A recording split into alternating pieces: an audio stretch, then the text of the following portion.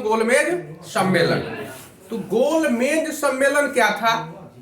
जब सारे लोग एक गोल टेबल के किनारे बैठकर मीटिंग करते थे तो उसको गोलमेज सम्मेलन कहा जाता था। मेज माने टेबल को हिंदी में मेज कहते हैं, तो टेबल को हिंदी में मेज कहते हैं। गोल मेज, वह टेबल जो था ना गोल था, round table conference. Round table गोल मेज के चारों तरफ सारे लोग बैठते थे और मीटिंग करते थे, किसी बात पर समझौता करते थे।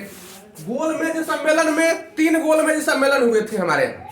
आजादी की लड़ाई के बीच में 3 गोलमेज सम्मेलन हुए। प्रथम गोलमेज सम्मेलन, द्वितीय गोलमेज सम्मेलन और तृतीय गोलमेज सम्मेलन। हम प्रथम गोलमेज सम्मेलन की बात करेंगे अभी।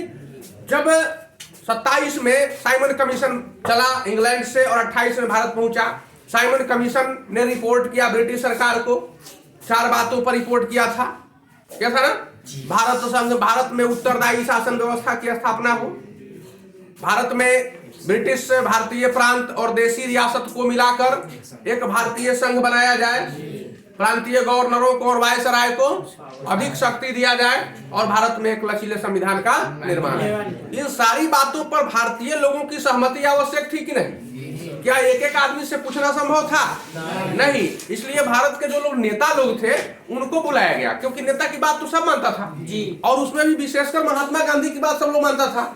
महात्मा गांधी को यहाँ के लोग भगवान मानते थे, तो विशेषकर सभी लोगों को बुलाया गया, सभी पक्षों को। एक तो देशी रियासत, तो रियासत के राजा नहीं आएंगे तो फिर मीटिंग कैसे होगा? क्या? और बाकी जो लोग थे भारत की जनता, तो इसके अनेक प्रतिनिधि। मुस्लिम लीग की तरफ से मोहम्मद अली जिन्ना गए थे, दलितों की तरफ से भीमराव अंबेडकर गए थे, कांग्रेस की तरफ से कांग्रेस के बहुत सारे मेंबर गए थे, 56-57 मेंबर गए थे कांग्रेस के। ब्रिटिश सरकार के जो राजनीतिक दल थे भारत में, राजनीतिक पार्टियां जो ब्रिटिश सरकार की पार्टी थी, 3 राजनीतिक दल थे, तो उनके भी सदस्य गए हुए थे, 16 मेंबर उनके गए हुए थे। इस तरह 16 रजवाड़ों के मेंबर गए हुए थे।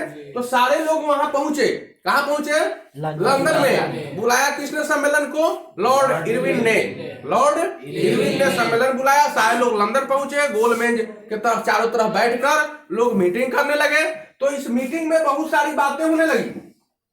इसमें मुख्य बात थी कि साइमन कमीशन की रिपोर्ट की समीक्षा करना और भारत में उसको कैसे लागू करेंगे, इस पर विचार करना था। अब बात जब चलने लगी तो फिर गांधी जी ही नहीं थे। सारे मीटिंग में सारे लोग कहने लगे कि अब गांधी जी नहीं है, हम लोग तो कुछ कहबे करेंगे, अपन अपन बात कहेंगे, लेकिन देश के ज्यादा लोग गांधी जी की बात मानते हैं, गांधी जी है ही नहीं। उस परिस्थिति में क्या सम्मेलन होगा? नहीं ना होगा। भीमराव अंबेडकर कहते थे कि हम अकलियत कर रहे हैं, हम पिछड़े लोगों की तरफ से आए हैं, हरिजनों की तरफ से आए हैं, अनुसूचित जातियों की तरफ से आए हैं, हम दलितों की तरफ से आए हैं, हम उनके प्रतिनिधि हैं। उनके प्रति जो बातें कहनी होगी हम कहेंगे। कहां हमको क्या चाहिए, कहां हमारी कठिनाइयां हैं, कहां मुझे भारत में दिक्कत है, मैं ये बताऊंगा। जिन्ना कहते थे कि मुसलमानों का प्रतिनिधित्व हम करते हैं, हम जो कहेंगे वो मुसलमान मानते हैं, इसलिए आप मेरी बात को सुनिए।